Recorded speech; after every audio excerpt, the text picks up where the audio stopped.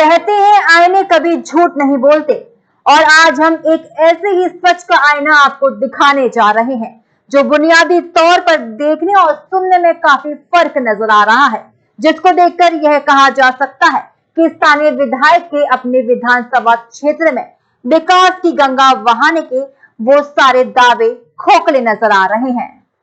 जी हाँ, हम बात कर रहे हैं एमसीबी जिले के भरतपुर सोनहत विधानसभा क्षेत्र की, जहां का विधायक गुलाम कमरो है। इन बीते 5 सालों की बात करें तो अब तक सोशल मीडिया के माध्यम से विधायक द्वारा अपने कार्यकाल में क्षेत्र में विकास की गंगा बहा देने की बातें अक्सर सुनी जाती रही हैं, मगर धरातल पर विकास की गाथा कुछ और ही बयां कर रही है। दरअसल यह सच्चाई भरतपुर सोनहत विधानसभा क्षेत्र के ग्राम मुख्तियार पारा की है, जहां ग्रामीण बच्चों को शिक्षित करने के उद्देश्य से शासकीय प्राथमिक शाला संचालित है। मगर दुर्भाग्य की बात यह है कि यह विद्यालय शासकीय भवन में नहीं बल्कि लगभग 4 सालों से एक निजी भवन में संचालित है, जहां पढ़ने वाले बच्चों को काफी परेशानियों का सामना करते हुए शिक्षित होने के लिए जद्दोजहद करनी पड़ रही है। आपको बता दें कि मुख्तियार पारा में संचालित प्राथमिक विद्यालय में 1 से लेकर 5वीं तक की क्लास संचालित है, जिसमें लगभग 45 छात्र छात्राएं अध्ययनरत हैं। मगर दुर्भाग्य की बात यह है कि इन पढ़ने वाले बच्चों को शासकीय स्कूल की बजाय एक निजी भवन में जाकर शिक्षा ग्रहण करनी पड़ रही है। 4वीं क्लास में पढ़ने वाले एक छात्र ने बताया कि 4 साल से स्कूल का भवन जर्जर होने की वजह से निजी भवन के एक बरामदे में 1 से लेकर 5वीं क्लास के बच्चे साथ बैठकर पढ़ाई करते हैं, जहां पानी, शौचालय, पंखा उपलब्ध न होने की वजह से काफी दिक्कतों का सामना करना पड़ता है। अच्छा ठीक, प्राइवेट घर है किसी का, सर का है, किसी स्कूल के हैं। 3-4 साल से बिल्डिंग जर्जर हो गया है, नहीं बनवाए हैं। आवेदन भेजते हैं तब पर भी नहीं बनाते हैं। एक क्लास के पढ़ते हैं तो दूसरे बच्चे देखते हैं और अच्छे से पढ़ाई भी नहीं हो पाता है। ये जगह कमी कारण ना? जी। कौन सी क्लास पढ़ती हैं? 5वीं। एक प्राइवेट दूसरे लोग को इस मकान में कर रहे हैं। हम लोग 3 साल से जर्जर हो गया है। 3 साल से यहाँ पर कब से आवेदन भेज चुके हैं, बहुत बार, फिर भी नहीं कुछ हुआ है। वहीं से लाते हैं पंचायत भवन के पास से, नहीं ऑफिस में बस है। यहाँ एक जन पढ़ाते हैं, एक क्लास के लोगों को तो सभी क्लास वाले देखते हैं और पढ़ाई भी नहीं हो पाता है सभी क्लास का।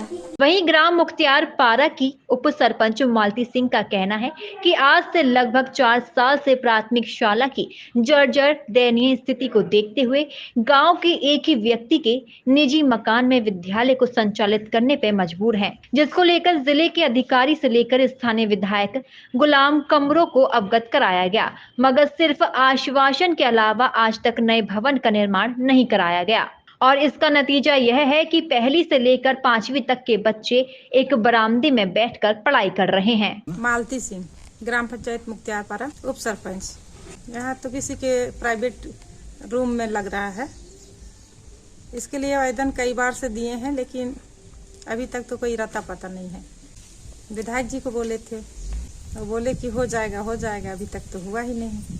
अभी वही प्राइवेट रूम में बोल रही हूँ ना, वही अपना पन्ना सर जो हैं उन्हीं का रूम में पढ़ रहे हैं बच्चे लोग। अभी परेशानी तो है, वहाँ पंखा है ना और कुछ है, खाली बैठ के पानी वानी सब व्यवस्था वहाँ कुछ थोड़ी ना है। वहाँ बनेगा बोल तो रहे थे, स्वीकृति भी किए थे, लेकिन तो कहाँ गया उसका स्वीकृति, कुछ पता नहीं चल रहा है।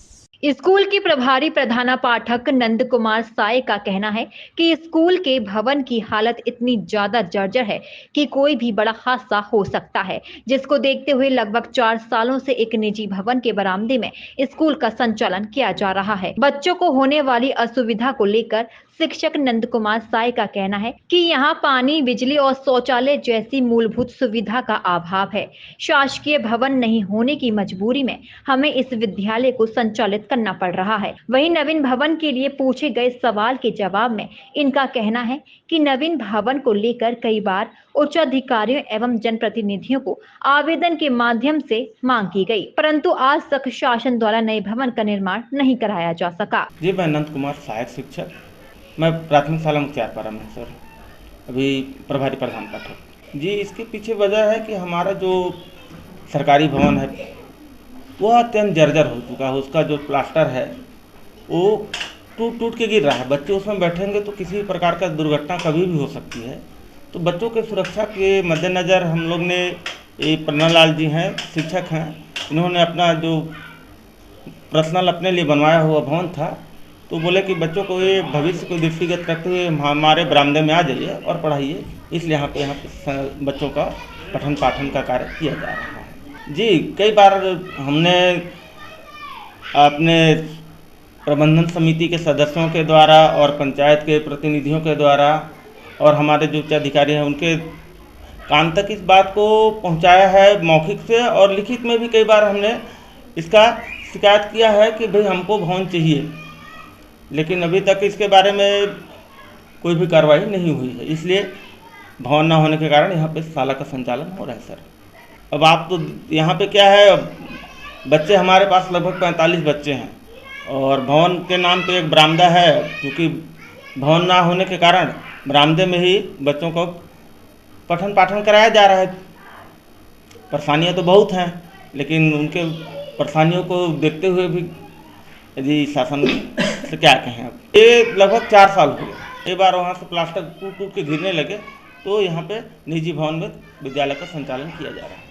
अब सवाल यह उठता है कि जहां छत्तीसगढ़ सरकार बीते 5 सालों में शिक्षा को लेकर काफी गंभीर दिखाई दी, इसके बावजूद आज भी यह आलम धरातल पर क्यों जस का तस बना हुआ है। वहीं स्थानीय विधायक गुलाम कमरो अपने विधानसभा क्षेत्र में अनेकों निर्माण कार्यों के लिए करोड़ों रुपए की भूमि पूजन करते देखे गए, फिर आज उनके क्षेत्र में पढ़ने वाले बच्चों को शासकीय भवन क्यों नसीब नहीं हुआ।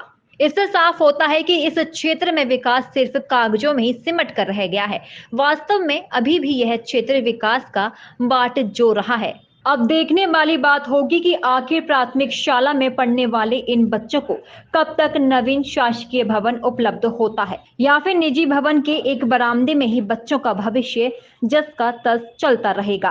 प्रहाता दर्पण न्यूज के लिए मनेंद्रगढ़ से नीलेश तिवारी की रिपोर्ट।